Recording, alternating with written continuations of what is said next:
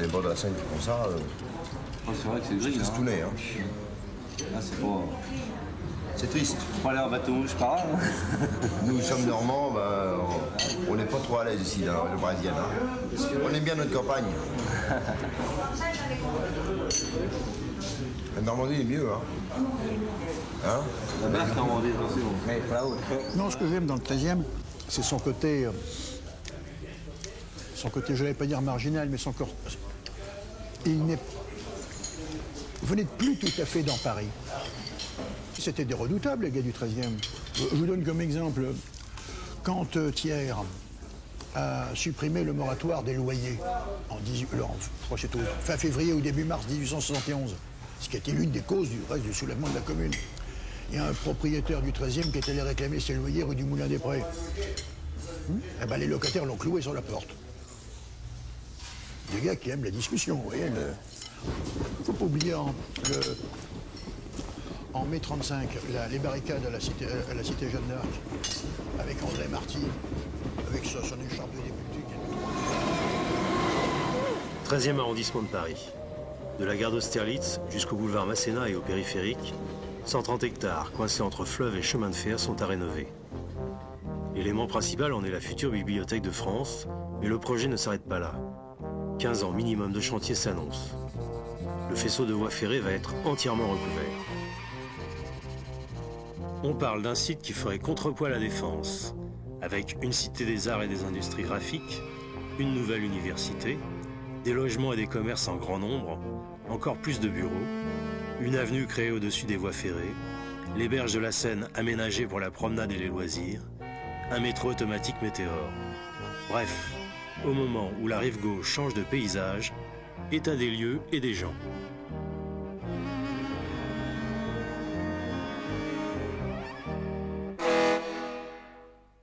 C'est clair qu'il n'y a pas de lieu. Il n'y a pas de lieu pour des activités comme les nôtres. Tout va être défini, tout va être marchand, donc on n'est pas très marchand et on n'est pas très défini.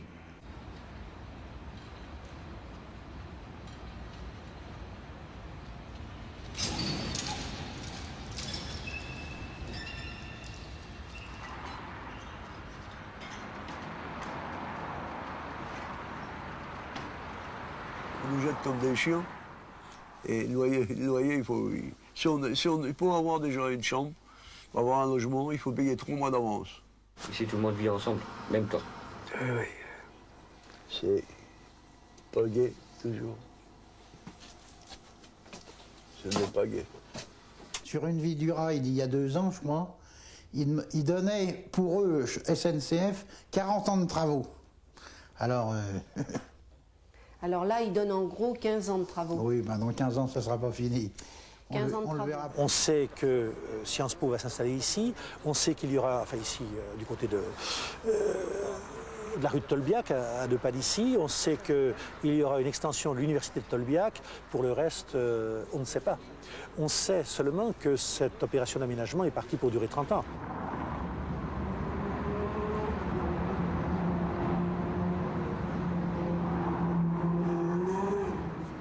Așteptăm în speranța că noile cărți ne le va da cu drept de muncă și că asta vrem, să muncim. L'espoir, c'était que, sans l'espoir, c'est que peut-être bientôt la loi de travail, ça va revenir. Elle a peur. Qu'est-ce qui ça va se passer en futur là, parce que comment il n'y a pas de conditions, il n'y a aucun moyen de vivre, de se débrouiller un petit peu. Elle a peur, qu'est-ce qu'elle va faire? Elle va quitter la France, elle va partir en l'autre place. Ça, c'est pas une vie de voyager dans un pays comme ça pour trouver quelque chose. Quand on vient par les quais sur cette rive, dès qu'on est passé à Jussieu, en gros, à l'Institut du monde arabe, pratiquement ça s'arrête. C'est un peu un no man's land, c'est vrai, oui. La Seine d'un côté et puis fermée de l'autre côté. Austerlitz, c'est pareil, c'est la gare, puis des dépôts. De l'autre côté, côté Seine, c'est en démolition. C'est beau d'ailleurs. Il y a des énormes... En ce moment, il y a une espèce de... Pour la construction d'un pont, une espèce de dentelle de béton qui pend des fers, des armatures et tout ça. Ça donne un paysage super. Après, qu'est-ce qu'on trouve? Le métro quai de la gare, et puis de la démolition, la SNCF, les cirques qui s'installent là. Et pratiquement, c'est impossible d'acheter n'importe quoi, des cigarettes, enfin bon, il y a un tabac en bas, mais pratiquement, on est déjà sorti de Paris.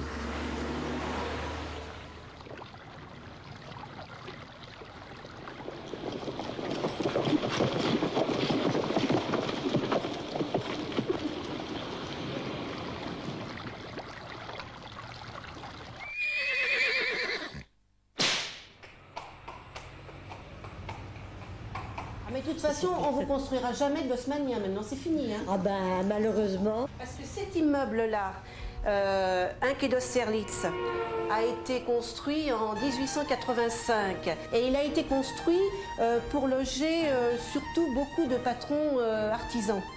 Parce que tout le quartier était entouré d'usines. Hein. Rue Fulton, tu me disais qu'il y avait des usines à bois. Non, des marchands de bois. Des marchands et de bois. le bois arrivait sur la berge par péniche. Voilà. Et comment nous étions entourés, j'ai pas connu, mais nous étions entourés d'usines et les PDG, on pourrait appeler maintenant les PDG, habitaient ici. Il y avait aussi beaucoup de gens qui travaillaient ou dans Bercy ou au chemin de fer. Alors, oui, effectivement, il y avait des gens qui travaillaient dans les chais de Bercy, des patrons de chais. Hein. C'était les patrons de chais. Les grands-parents. Oui. Alors, les grands-parents de ces dames étaient patrons de chais à Bercy. Bien entendu, les voies les plus anciennes que vous avez dans le coin, ce sont des voies qui vont de Paris à Ivry. Le reste, c'était simplement des chemins de traverse entre les champs. Mais curieusement, assez tôt, c'est début du 19e siècle, ça a eu une vocation industrielle. Vous aviez 3 industries de réputation au moins nationale et à un certain point mondial, qui ont fonctionné pendant plus d'1 siècle et qui ont totalement disparu au point de vue vestige, au point de vue souvenir et historien. Rien du tout. Enfin, une bricole pour Panhard, mais alors il y avait Panhard. Alors Panhard a été le gros truc du quartier.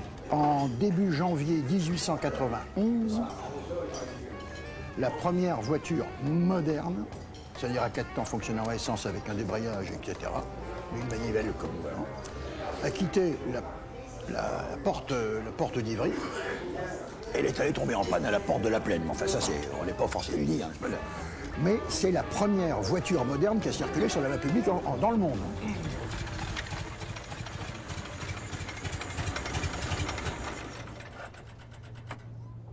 Vous aviez la raffinerie C. La raffinerie C qui se trouvait au coin de la rue Jeanne d'Arc et du boulevard de la Gare, enfin du boulevard Vincent Auriol. La raffinerie C était jusqu'en 1900 et quelques, enfin 1900 c'est certain, la plus importante raffinerie de sucre de canne du monde entier. Je ne sais pas si vous voyez le bordel. La raffinerie C, elle a été démolie après la guerre d'Algérie, non? Oui, à peu près, puisque j'ai vu descendre les 2 cheminées. C'était un beau spectacle.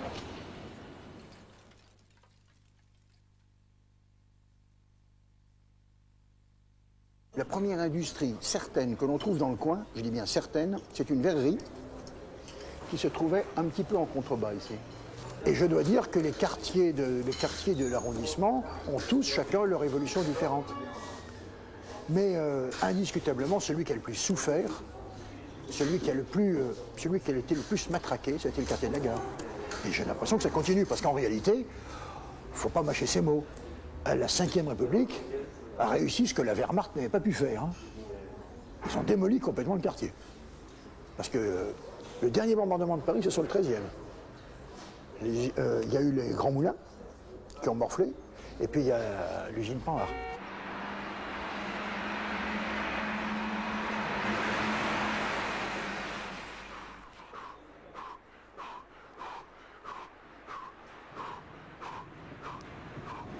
C'est une rue déserte qui remonte au debout. Des chats décolorés filent en prise directe sans jamais s'arrêter, parce qu'il y pleut jamais. Le jour, c'est moins joli que la nuit.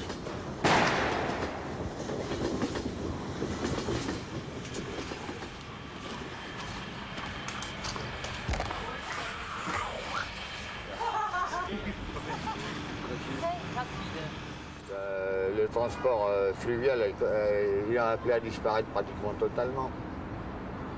Avec les conjonctures depuis pas mal de décennies, Les charges sont trop lourdes et tout, le carburant.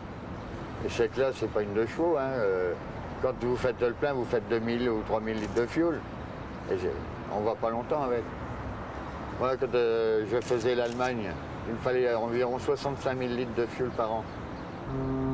Alors, tout ça au prix... Monsieur Bérégovoy, il a son bureau à gauche, première fenêtre en coin, en partant du bas. La partie incurvée en vitre noire, c'est un salon. La partie extérieure en vitre noire, c'est un autre salon avec un piano à queue. On voit très bien ça le soir quand c'est allumé. L'autre côté, idem, un petit salon. Et la partie à droite, qui donne sur les entrepôts de Bercy, anciennement maintenant le POPB de Bercy, c'est la cuisine avec le chef cuisinier. Et je vous dis ça parce que je vois très bien la toque du chef cuisinier avec mes jumelles, quand même. Oui. Les mariniers, quand ils arrivaient ici, si c'était le jour de la bourse, pendant que le mari allait à la bourse, les femmes faisaient les commissions là. Et après, bon, les mariniers, eux, se rendaient soit là, au coin, là, au café qui s'appelle la Navie maintenant, ou chez Robert, le café qui est juste en face de la bourse, là, en face du 18. Des familles entières de mariniers qui venaient manger ici. On vivait en symbiose avec eux. Je regrette beaucoup qu'ils, malheureusement, ont été décimés. Il n'y a plus de mariniers. C'est fini. Et c'était des gens laborieux et vraiment bons vivants et travailleurs. J'ai vu dans leur bateau travailler jour et nuit, femmes et gosses. Ils avaient une dignité. Ils ont complètement disparu. Ça, c'est pareil. C'est quelque chose qu'on n'oublie pas facilement. Des gens comme ça. Laborieux, travailleurs, honnêtes, corrects. Peut-être un peu rustres, mais que voulez-vous? J'ai eu presque tous les cheminots de la gare de marchandises d'Austerlitz, et même les ateliers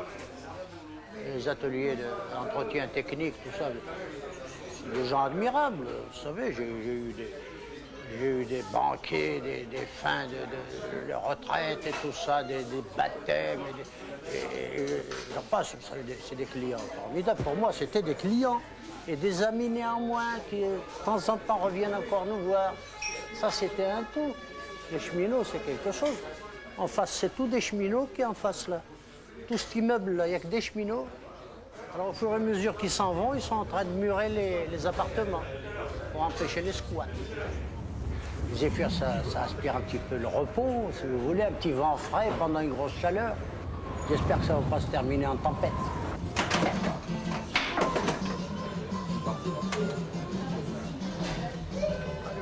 Et puis il y a une viande, une entrecôte à point. À point. Et puis des frites. Des spaghettis, des pommes sautées. Des pommes sautées, des pommes sautées.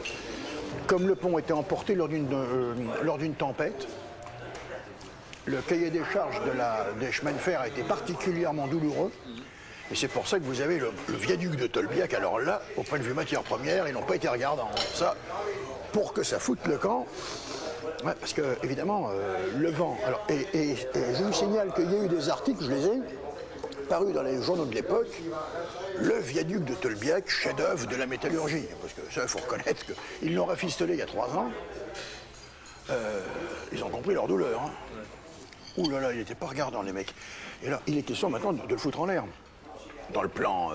Alors, moi, j'ai gueulé, bien entendu. Je gueule toujours pour les causes perdues. Je trouve qu'il est à l'image de l'habitant du 13e. C'est-à-dire qu'il est lourd, il est solide, il est affreux.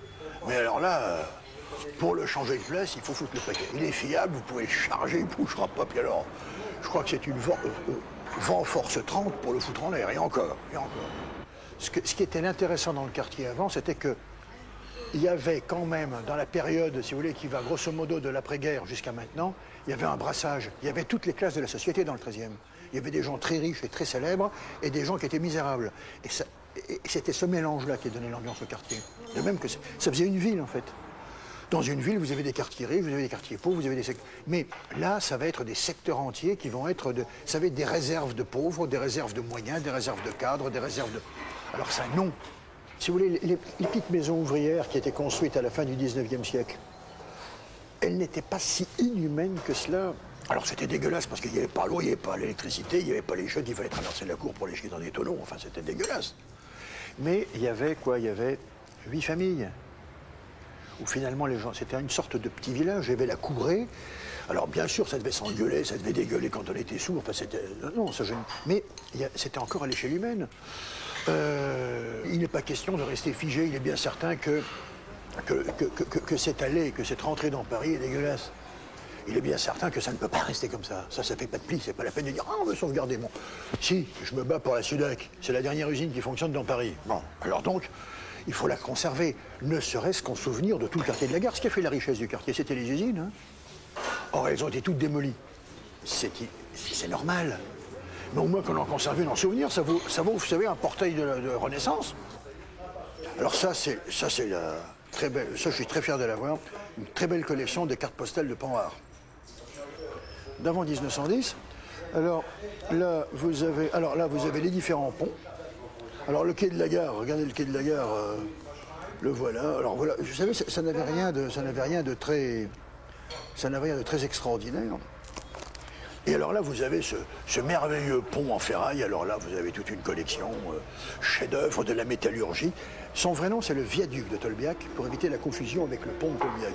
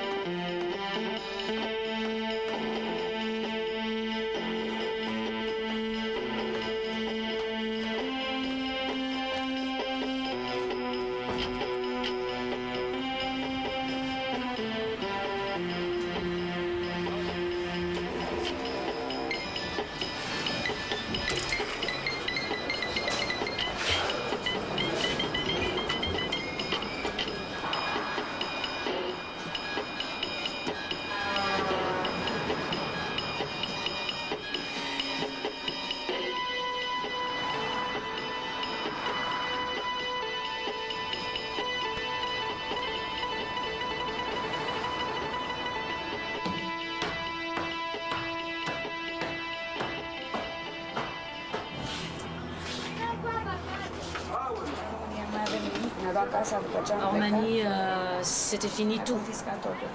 Ils ont pris la maison, ils ont pris tout, absolument tout. Il n'y a rien de tout là-bas. La France était mon rêve. Je suis rentrée ici, bien sûr, clandestin, comme beaucoup de monde. Et puis, je commençais à me faire le papier. Je travaillais un tout petit peu parce que ça, c'est un petit peu difficile ici, comme il y a beaucoup d'étrangers. Mais je travaillais bien, je gagnais ma vie un petit peu. J'avais des amis qui sont cherchés une chambre, un truc comme ça pour qu'on ne reste pas dans la rue. Comme chez moi, j'ai une maison, j'ai eu une clé pour ouvrir ma porte de la maison. J'avais la propriété, tout ça, mais ici, je ne peux pas dire que dans un squat, il y a une vie tout à fait normale, non. Ici, dans ces chambres, nous sommes 5. Mais le squat, il est plein. Il y a des Polonais, il y a de Noirs. Mais nous sommes tous des amis. Nous sommes de très bons amis. Nous aidons ensemble, jamais de problèmes. On s'en débrouille comme on peut. On aide avec à manger. Quand, par exemple, quelqu'un n'y a pas, on me donne. Nous n'avons pas d'électricité, nous n'avons pas de l'eau, nous n'avons aucune condition, seulement que nous, on fait ici le ménage. On est lavé, on va... Că tot ce se vede aici le-am adunat noi. À la... Duș. douche, oui. Oui. Oui. Et puis...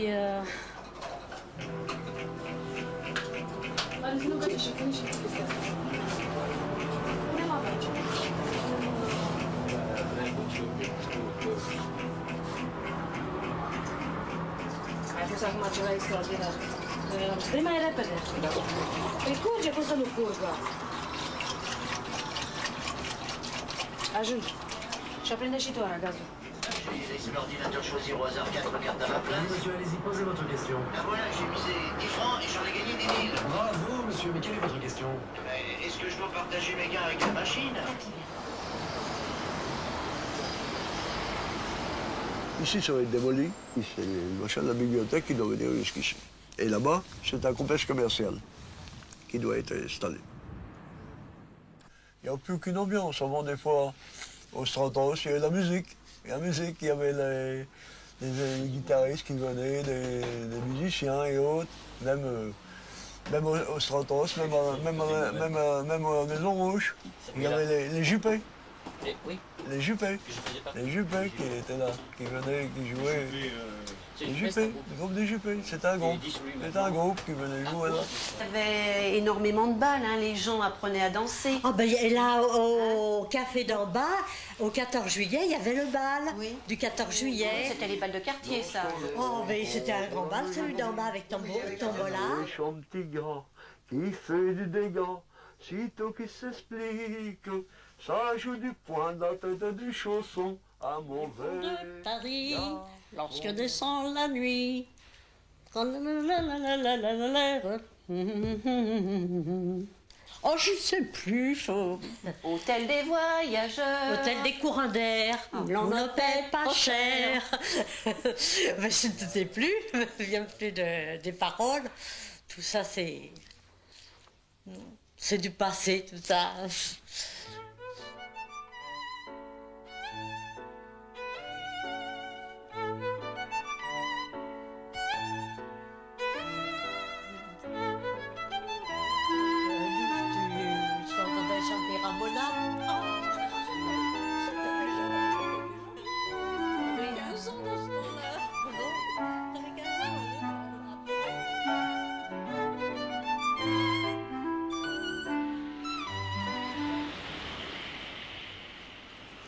Mon arrière-grand-père, peut-être un peu avant 1900, avait acquis le fonds de commerce La Maison Rouge. Alors, 1991, novembre, La Maison Rouge. La fin de La Maison Rouge. 1907, environ 1907, La Maison Rouge, qui s'appelait La Maison Barry. Ça n'a pas été la mairie d'Ivry, la Maison Rouge? Ça a été... ça a été la mairie d'Ivry. Oui, ça a été la mairie d'Ivry. Quand Ivry touchait les quais. Oui, mais est-ce qu'avant, ça n'a pas été une congrégation de sœurs? Parce que vous voyez, en général, les fenêtres en rond, Oui, en haut, là, oui. les fenêtres qui sont en rond, c'est souvent des bâtiments de congrégation.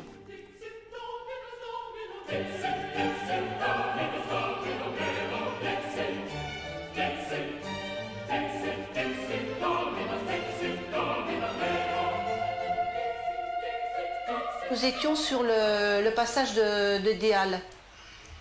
Et alors, tous les jours, les camions étaient arrêtés le long du quai d'Austerlitz, le long du quai de la gare. Et c'est pour ça que quai de la gare, on trouvait énormément de petits bistrots. Hein. Et alors, les gens, ça s'appelait des camionneurs, les camionneurs rentraient dans Paris pour arriver aux Halles. Et bon, les camions de cochons, vous vous rappelez le matin de bonne heure, quand on avait un camion de cochons, il y en avait 100 ou 150 dedans, ça y est, on était réveillés, hein. C'était terminé. Hein. Bon, et puis après, ils partaient aux Halles. Et pareil pour les primeurs. Ah oui, c'était toute la nuit, il y avait le durée. Oui, toute la nuit. Le café ne fermait pas. En dessous au café, il y avait un robinet sur le côté. Bien sûr, c'était très chaud. Mais quai de la gare aussi. On leur donne alors 5 degrés. Et puis un oui. Dans le marais, ça existe. Il y avait 12 bistrots. Alors vous aviez la maison verte, la maison bleue. Après, il y avait chez Paul, il y avait même un coiffeur. Et là, sur le quai, on écassait la croûte, je sais pas s'il faut dire parler comme ça. On écassait la croûte. chaque camionneur avait son bistrot pour casser la croûte. Et puis, on était connus, on faisait les comptes, enfin les comptes le soir quand on avait bien encaissé plutôt. Et après il y avait le 117 que je vous explique là, c'est que je vous dis c'était un relais de poste. Relais de poste, il nouait des chevaux, enfin ça faisait que les chevaux arrivaient, tac.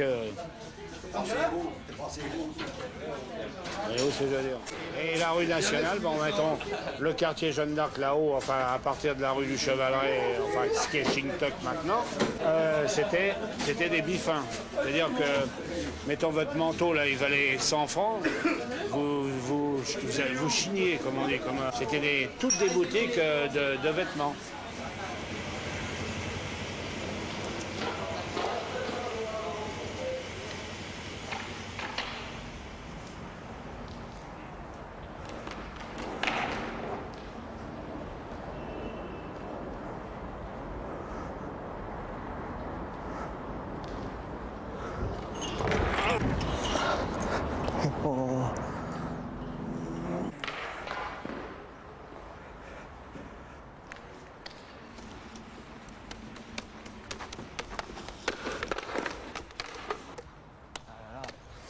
Ça.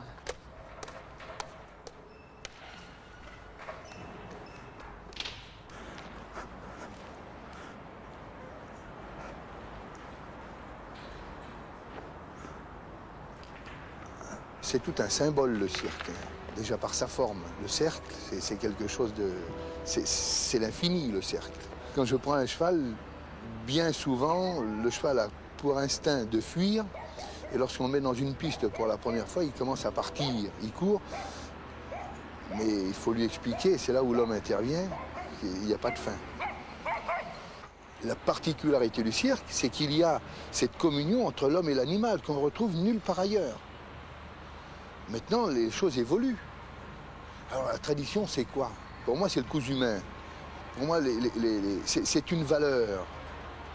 C'est de donner l'impression, et c'est là où on arrive à retrouver ces émotions de Noël, c'est de donner l'impression que c'est facile, sans pour autant être là avec un micro en disant « Mesdames, Mesdemoiselles, Messieurs, ça a demandé des années de travail, machin, vous allez voir, c'est très dangereux, puis je vous demande de l'applaudir s'il réussit. » Ben, ça, pour moi, ça, c'est pas la tradition. Paris, c'est 1 an de boulot, et puis 18 ans de passé derrière. Dans ce quartier-là, c'est ici où on recevait les chapiteaux, où on recevait tout ça. Moi, je venais chez Valbaume ou Pignat ou machin, toutes ces grandes entreprises qui étaient faciles pour nous. Parce qu'on n'avait pas à aller bien loin pour aller chercher des cirques entiers ont débarqué dans le 13e. 9. Ce quartier-là existait, il n'existera plus. Il y aura une suite. Et c'est bien. C'est bien, parce que si on s'attachait... Et moi, j'ai aucune nostalgie du passé. Je suis un homme de l'avenir, moi. D'abord, comment voulez-vous avoir la nostalgie du passé avec un bazar comme ça autour de vous?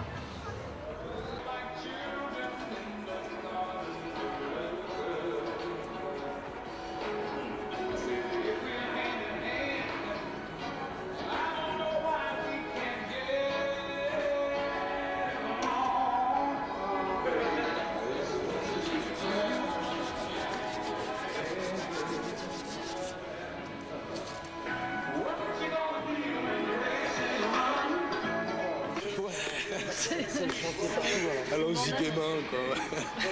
Ouais. Ah ouais, c'est Destroy, bordélique, et bien un peu... C'est vraiment ce contexte, salut, quoi. Le décor, autrement, mais on aurait préféré jouer dans le trou, là. Ouais, ça aurait été avec les petits caterpillars tout autour, là.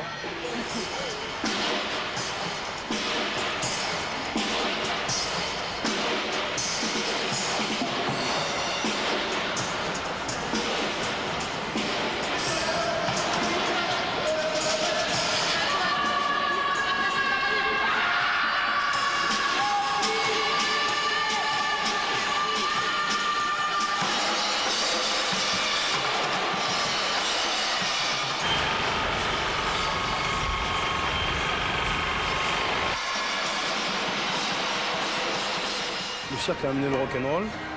Et après, il y a le contraire aussi à faire. Et ça, c'est bien intéressant aussi. Dans des groupes rock, il peut y avoir des performances circus.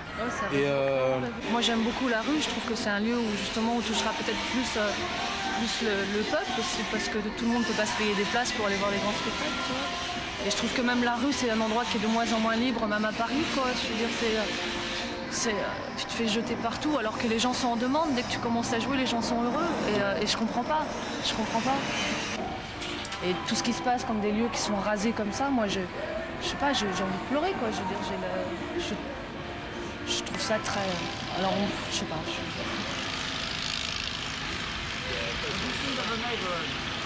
What do you think of the neighborhood? Oh, it's a lovely, quiet neighborhood. Yeah. Not much noise.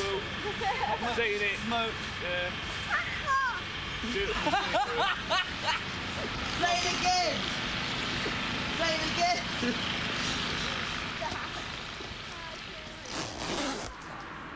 La pipe au bec, je descendis aux commissions. Il faisait frisquer, mais on n'aurait certainement pas de brouillard aujourd'hui. Du moins, pas ce matin.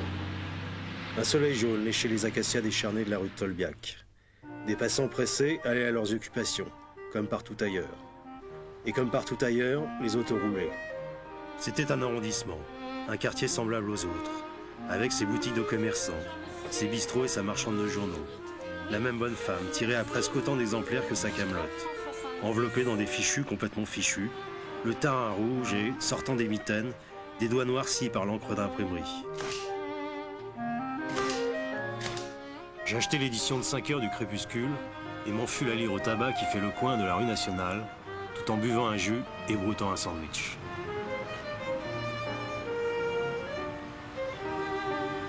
C'est un sale quartier, un foutu coin, dis-je. Il ressemble aux autres comme ça, et il a bien changé depuis mon temps. On dirait que ça s'est amélioré, mais c'est son climat. Pas partout, mais dans certaines rues, certains endroits, on y respire un salaire. Fous-en le camp, Bellita. Va bazarder tes fleurs où tu voudras, et fous le camp de ce coin. Il te broiera comme il en a broyé d'autres. Ça pue trop la misère, la merde et le malheur.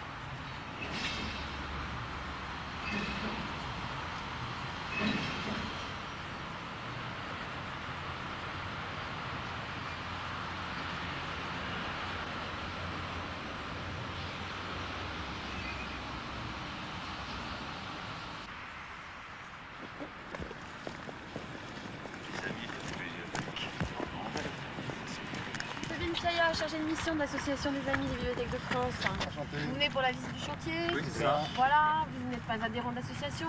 Non. Je m'en serais douté. Bon, la visite est commencée, la deuxième. Ouais, ça a lieu dans le bâtiment au rez-de-chaussée. Il faut rentrer sous l'escalier métallique. Le chantier va constituer une véritable forêt de grues puisque on hésite entre 21 et 23, mais je crois que ce serait plutôt 23 positions de grues qui desserviront l'ensemble du chantier. Il faut dire que du point de vue du délai, ce chantier va représenter une performance. Le calendrier détaillé a été mis au point et a été signé entre Bouygues et nous-mêmes à la mise au point du marché. Il y a 290 000 m² de béton, de plancher à construire en 18 mois pour la structure. Et pour le reste, pour l'ensemble des corps d'État, le chantier doit être terminé en 30 mois, ce qui veut dire que si le chantier démarre le 1er mars 1992, il sera terminé le 1er mars 1995. Sur le problème de la sécurité, le Conseil a dit la sécurité des livres est assurée dans des conditions tout à fait satisfaisantes. Mais, ayant entendu, d'autre part, les adversaires du projet, ou ceux qui contestaient, étant sensibles à leurs objections, voulant être complets et permettre au président de la République de disposer de tous les éléments, le Conseil a marqué cependant sa préférence pour un stockage horizontal et a attiré l'attention sur le fait que s'il y avait simultanément, si certains éléments étaient réunis, c'est-à-dire s'il y avait une situation de catastrophe, il ne garantissait rien.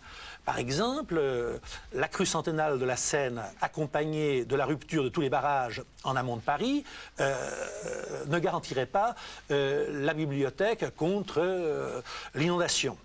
De la même manière, la conjonction, dit le Conseil supérieur des bibliothèques, d'un été torride d'un sabotage des installations électriques de Paris, d'une crise pétrolière, donc attentat plus hététoride, plus panne généralisée, on ne peut pas dire que tout ça marcherait, même si il faudrait 3 semaines pour que la température s'élève sensiblement à l'intérieur des magasins, etc. Voilà.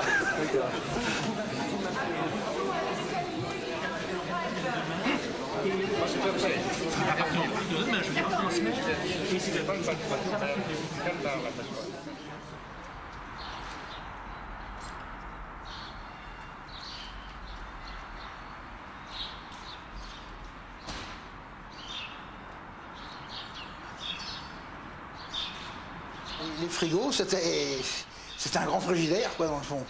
Un énorme frigidaire. Et nous, moi, où je travaillais, on allait chercher de la glace en été pour alimenter les bateaux. Parce que sur les bateaux qui faisaient l'Angleterre et la Hollande, eux, ils n'avaient pas de frigo électrique. Et ils sortaient des glaciers, des voitures à chevaux, avec des pains de glace remplis Ah, ça, je me rappelle de ça, oui, oui. Et ils livraient l'épicier, le boucher, Tout à fait. Voilà, ils livraient leur pain de glace, ouais.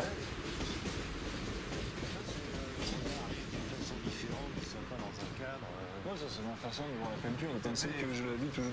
J'ai vu le fait qu'il y ait des nanas partout. Là, il y a le fait de faire plein de nanas comme ça. C'est vrai qu'il y a plein de nanas qui sont là, qui posent, qui viennent, qui s'amusent avec ça, qui sont là, qui sont présentes. Bon, j'aime vivre avec des nanas, il y en a toujours partout. Bon, elles sont là, j'en ai même un papier en plus parce que je n'ai pas assez comme ça peut-être, je sais pas.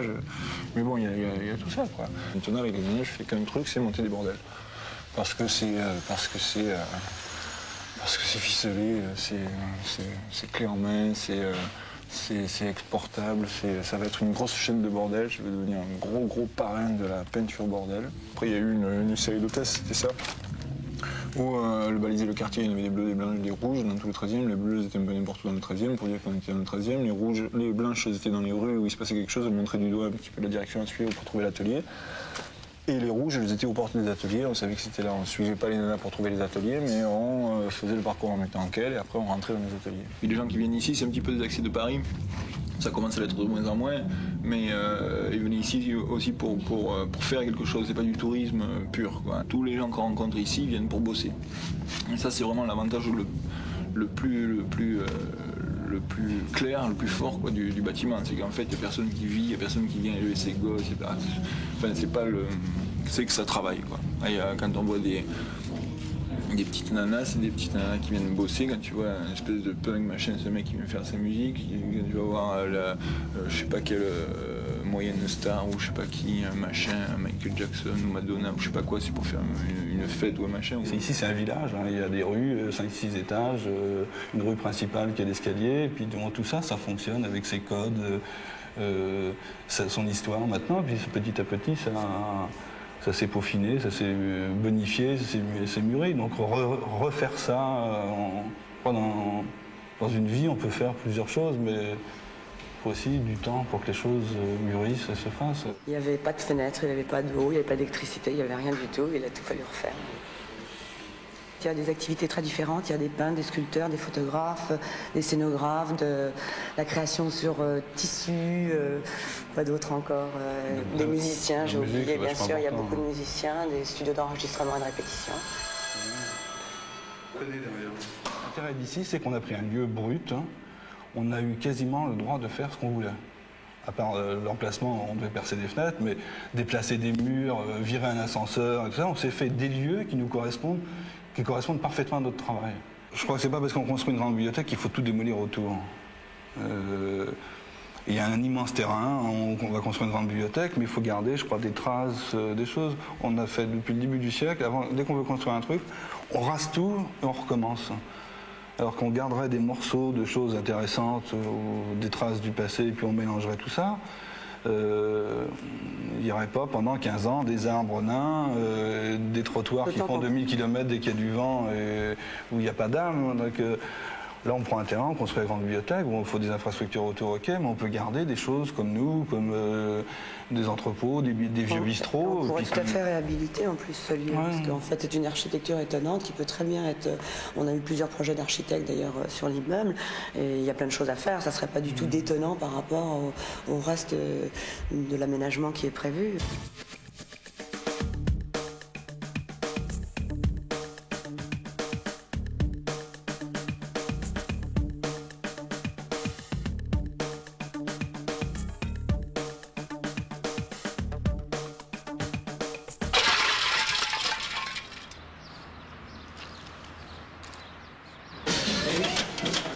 Jean-Paul Belmondo, qui a tourné ici le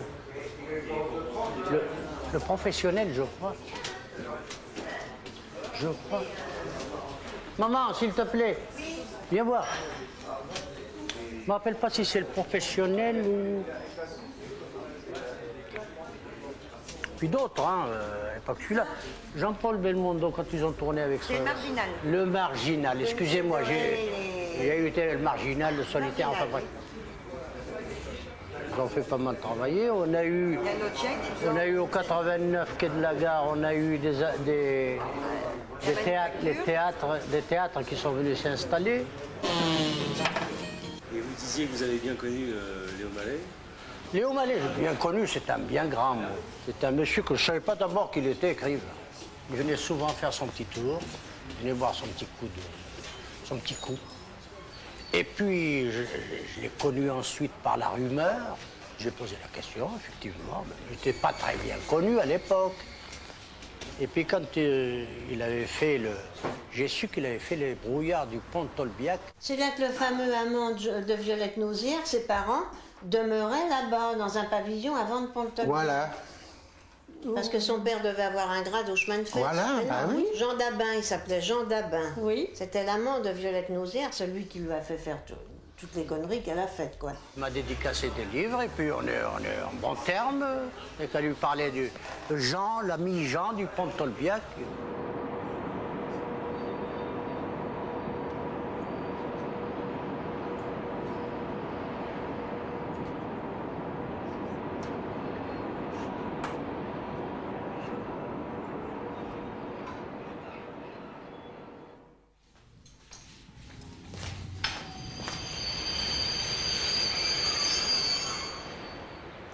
Moi j'ai choisi la locomotive à vapeur, la croix, la figure. Et j'installe tout ça et là je vais l'installer dans un paysage. Et le tout en fait est sur toile de sommier. Voilà. C'est une façon formelle, disons, dès le support de prendre une date. En 1933 par rapport à ce qui s'est passé, à ce qu'on peut en dire. Et on travaille par rapport à ça. Cette période historique, elle est quand même référente, c'est une valeur référente, c'est le mal absolu. Et c'est repris en peinture, en installation, par au moins une trentaine d'artistes contemporains. Donc il y a beaucoup de monde qui travaille sur ce sujet, qui réfléchit sur ce sujet. À mon sens, il y a des choses qu'on ne peut pas faire sur ce sujet-là. Je pense notamment que on n'a pas à plagier l'histoire et on n'a pas à plagier les objets de témoignage, les objets historiques. C'est une question que je me suis posée en allant travailler sur ces locomotives qui ont été construites pour la déportation. Je me suis dit, est-ce qu'un artiste peut aller jusqu'au bout de sa pensée? Est-ce qu'il ne doit pas faire aussi attention au sens des choses?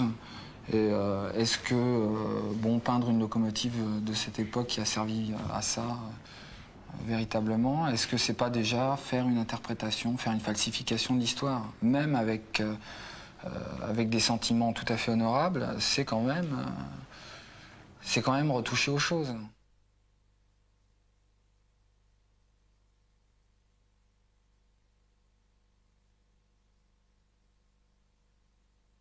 Si on s'autorise, comme dirait l'autre, dans les milieux autorisés,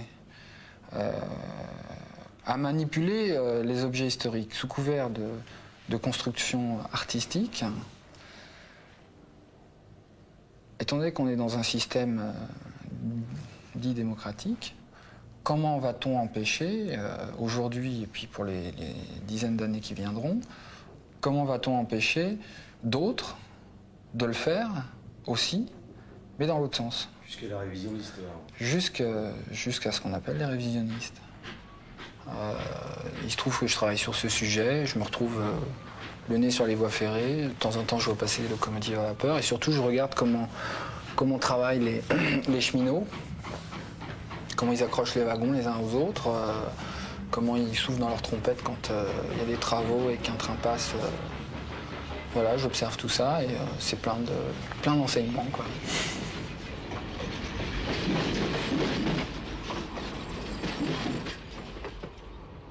Ce lieu dont tous les architectes, les urbanistes s'accordent à dire que c'est une exception qu'il faudrait renouveler, je ne pense pas qu'on renouvelle le hasard. Je ne pense pas que les technocrates puissent reconstruire du hasard comme ça aussi facilement. Mais ce lieu, non, finalement, on va le détruire. Bon. Et on nous dit, on vous propose les Grands Moulins de Paris. Alors on dit oui, en rigolant. Et puis on prend les plans des Grands Moulins de Paris, on prend l'aile où doit être transféré le 91 quai de la Gare, et on s'aperçoit qu'en volume, si on étudie les masses, eh ben, il n'y a pas la moitié du 91 quai de la Gare qui rentre dans les Grands Moulins de Paris. Que donc on est en train de se faire berniquer la tête. On s'y attendait. Voilà, on en est là, en fait. Les Grands Moulins, c'est aussi des sacs de farine, c'est de la toile, c'est des textes sur des toiles, c'est beaucoup de choses comme ça. Où ça fonctionne comme... on dirait un peu du matériel de la fin du 19e, en fait, c'est plutôt des années 20, à peu près, mais la farine monte par des vis, enfin, j'explique ça à ma manière, et puis elle descend de plus en plus fine, et tout ça vibre dans d'énormes halls, on passe entre les trucs comme ça, c'est très beau, hein. Tout ça très bien construit parce que c'est construit avec des bois exotiques, avec des superbes dessins, c'est bien. Avec des pigeons, des oiseaux qui entrent pour manger la farine, les chats qui coursent les oiseaux, enfin une ambiance bien. Et les toits à côté sont... Là il a plu, mais les toits normalement sont couverts sont tout blancs, parce qu'il doit s'échapper de la farine sans doute un peu de différents endroits, et ça se dépose sur les toits et des milliers de pigeons viennent se nourrir. Ça aussi c'est un truc étonnant.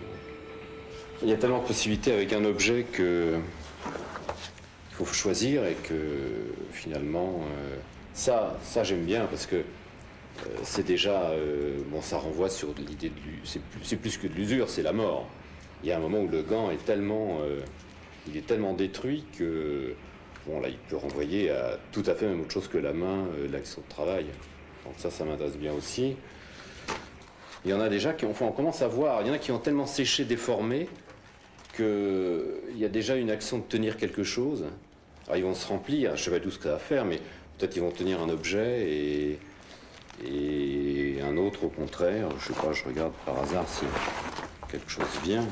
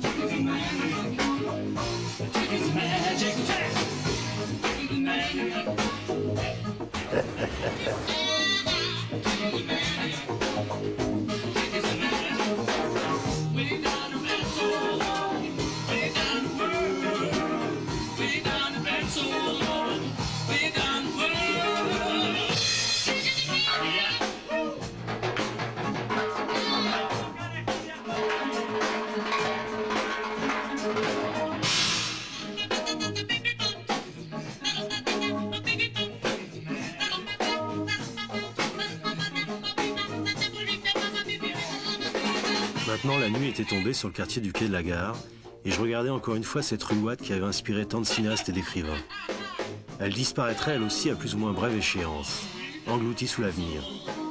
Alors j'essayais de penser au présent, rien qu'au présent, essayant de le fixer dans ma mémoire. Ces zones d'ombre et de lumière m'attiraient, et la réalité m'apparaissait avec de plus en plus d'évidence. La rue Watt était vivante, bien vivante.